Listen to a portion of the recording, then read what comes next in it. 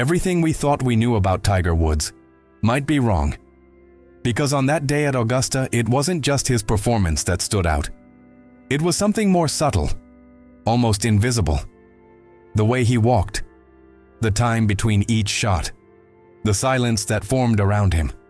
As if, for the first time, the course was no longer under his control. Tiger Woods has always been the definition of dominance, a player who turned pressure into advantage. But in that moment, it felt different. This wasn't just an athlete competing, it was someone carrying the weight of an entire legacy step by step. And there's a detail almost no one noticed. A pattern. Small signs that, when you put them together, tell a completely different story. And that story changes everything. Because the question isn't whether he could win, it's whether he already knew it was the end. If you want to understand what really happened in this Masters, make sure to follow the channel and leave a like. Because this story isn't just about golf, it's about the end of an era. Before the doubt, there was total dominance. Tiger Woods didn't enter golf as a prospect. He entered by breaking everything. At just 21 years old, he won the Masters by a massive margin. It didn't feel like competition. It felt like a different level, but there's something few people realize about that moment. It wasn't just a victory, it was a shift in the entire sport. He wasn't playing against other players. He was playing against the limits of the game itself. Every shot felt inevitable. Every decision felt perfect. And the more he won, the more the impossible started to feel normal. And that's exactly what created the biggest problem. Because when someone redefines a sport, the world expects it to last forever. There was a time when facing Tiger Woods already meant losing before the game even started. It wasn't just about skill or technique, it was presence. It was pressure. It was the feeling that no matter what you did, he would find a way to win. And that started affecting everything. Between 1999 and 2001, he did something that shouldn't exist in sports. 4 consecutive majors. A level of dominance so absurd that it needed its own name. But what made it even more impressive wasn't the titles. It was how it all happened. No hesitation, no doubt, no mistakes. His opponents felt it, and that changed everything. Errors started appearing where they shouldn't. Decisions broke under pressure. And while everyone else struggled, Tiger seemed completely comfortable. As if that chaotic environment was exactly where he belonged. And there's one detail that almost no one talks about. He didn't just play better, he controlled the entire environment. The rhythm, the pressure, the expectations, everything revolved around him. And for a moment, it felt like that would never end. But it was exactly at that point that something started to change. For years it felt like nothing could stop Tiger Woods. Injuries came, surgeries happened, setbacks appeared. And he always came back. Stronger, more focused. That created a dangerous belief that he was indestructible. But in 2026, something became clear. This time, it wasn't just another phase. Every step at Augusta carried effort.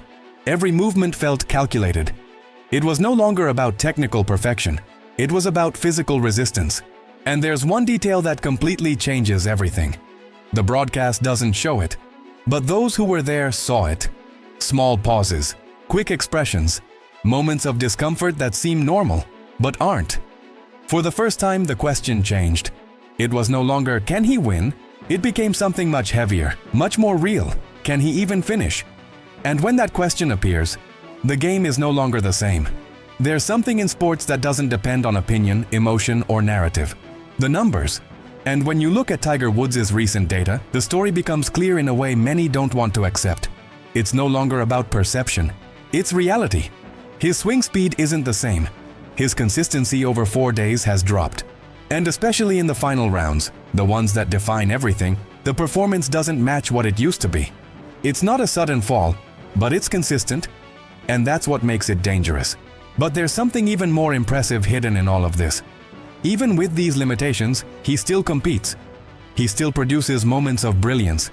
He still challenges younger, faster, physically stronger players. As if he's playing a completely different game, driven by experience and intelligence. And that raises an unavoidable question. How long can this last? Because there comes a point where even the greatest mind can't overcome the limits of the body. And maybe that point is closer than it seems. Continua se quiser. Posso mandar o restante já traduzido também. Ok, perfeito. Vou continuar a tradução 100% fiel, sem cortar nada, mantendo o mesmo ritmo e impacto. There was a time when the name Tiger Woods alone could change the outcome of a tournament before it even started. His presence was enough to affect opponents. It was psychological, pure pressure. And many players stepped onto the course already defeated. But that time is over. A new generation has arrived. Players who grew up watching Tiger dominate, studying every movement, learning every detail. But unlike the past, they don't carry fear.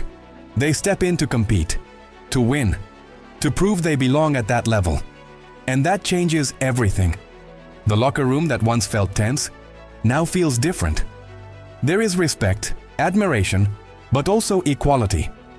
Tiger is no longer just the unbeatable opponent. He has become a living reference within the sport. And there's a very clear sign in all of this. When the greatest competitor in history starts teaching, it means he understands the game has already changed. But maybe the most important change isn't on the course. And that's what many people miss when they focus only on performance, statistics, or results. Because in recent years, something different began to appear. Not in his game, but in the way he lives outside of it.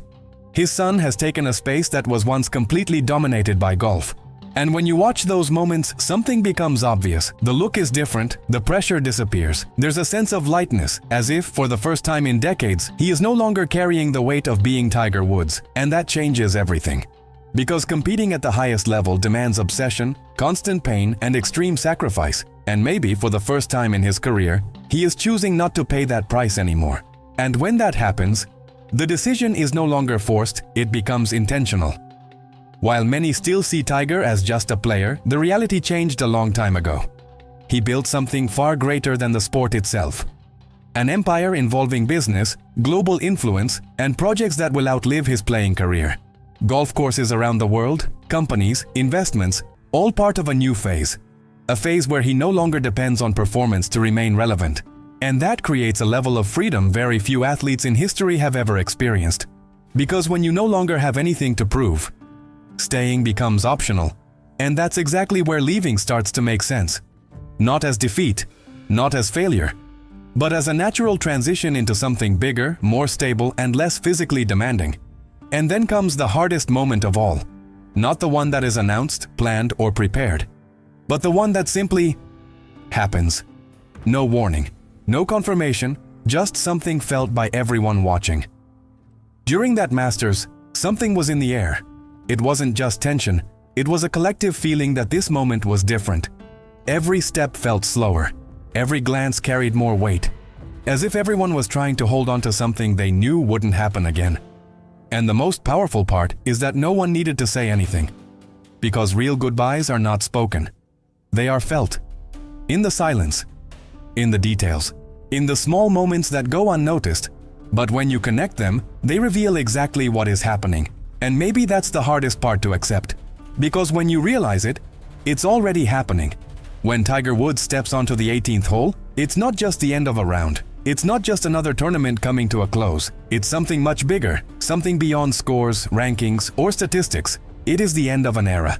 Because his impact cannot be measured only by titles. He changed the sport. He changed how athletes train, compete, and handle pressure. He inspired entire generations. He created a standard that no one has been able to fully replicate. And maybe that's the truth this Masters revealed.